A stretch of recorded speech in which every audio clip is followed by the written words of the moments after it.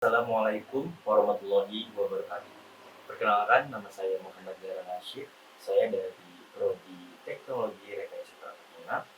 Saya akan menjelaskan dan membacakan apa itu fikih lingkungan. Saya akan membacakan menurut jurnal jurnal yaitu Jumal Amal. Fikih lingkungan atau fikih albiah berasal dari bahasa Arab yang terdiri dari dua kata atau kalimat majmuk mudaf dan mudaf ilaih, yaitu kata fikih dan albiah. Secara bahasa fikih berarti ilmu, ilmu bisyar'i atau pengetahuan terhadap sesuatu. Al-fahmu atau pemahaman, sedangkan secara istilah fikih adalah ilmu pengetahuan tentang hukum-hukum syar'i yang bersifat praktis yang diambil dari dalil-dalil tafsiri atau terperinci. Adapun kata albiah dapat diartikan dengan lingkungan hidup, yaitu kesatuan ruang dengan semua benda, daya, keadaan, dan makhluk hidup, termasuk manusia dan perilakunya, yang mempengaruhi alam itu sendiri, kelangsungan peri kehidupan dan kesejahteraan manusia serta makhluk hidup lain. Uraian di atas dapat dipahami bahwa fikih albiah atau selanjutnya disebut fikih lingkungan adalah seperangkat aturan tentang perilaku ekologis manusia yang ditetapkan oleh ulama yang berkompeten berdasarkan dalil dan terperinci untuk tujuan mencapai kemaslahatan kehidupan yang bernuansa ekologis. Fikih lingkungan merupakan kerangka berpikir konstruktif umat Islam dalam memahami lingkungan alam, bumi tempat mereka hidup dan kehidupan, membangun pemahaman masyarakat tentang pentingnya memelihara konservasi air dan tanah dengan melindungi hutan dari eksploitasi. Dari penebangan hutan dan pembalakan liar adalah termasuk kewajiban ulama dalam meranah dakwah. Melindungi seluruh ekosistem hutan yang ada di dalamnya adalah bagian yang dianjurkan agama. Menjadikan semua upaya itu sebagai kewajiban moral terhadap sesama makhluk. Sebaliknya, mengabaikan lingkungan sama maknanya dengan melakukan tindakan tercela yang dilarang keras oleh agama.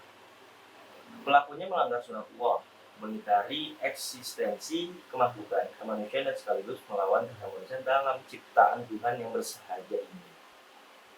Paradigma berpikir konstruktif dengan menjadikan ajaran agama sebagai landasannya inilah yang dimaksudkan dengan paradigma fikih lingkungan. Tentu dalam pengertiannya yang luas dan terbuka, akhirnya agama diharapkan memainkan perannya yang signifikan bagi upaya penyelamatan lingkungan. Sekali lagi, tentu melalui penafsiran yang lebih cerdas, arif, dan terbuka bagi segenap interpretasi persoalan-persoalan baru dan aktual. Pilar dari fikih lingkungan itu sendiri adalah apa yang terjadi di dalam ajaran Islam. Ada istilah khalifah, yakni sebutan yang digunakan Allah Subhanahu wa taala untuk menjaga atau pengemban amanat Allah Subhanahu wa taala untuk menjaga atau memelihara dan mengembangkan alam demi untuk kepentingan kemanusiaan. Artinya manusia bertanggung jawab terhadap kelestarian lingkungan hidup dan keseimbangan ekosistem yang sudah sedemikian rupa diciptakan oleh Allah Subhanahu wa taala. Beberapa konsep dasar fikih lingkungan meliputi 1. Kemaslahatan atau maslahat. Prinsip ini menekankan pentingnya menjaga kemaslahatan manusia dan alam dalam pengambilan keputusan yang berkaitan dengan lingkungan hidup. Kedua, keseimbangan atau mizan. Prinsip ini mengajarkan pentingnya menjaga keseimbangan alam dan lingkungan hidup demi keberlangsungan hidup manusia dan makhluk lainnya.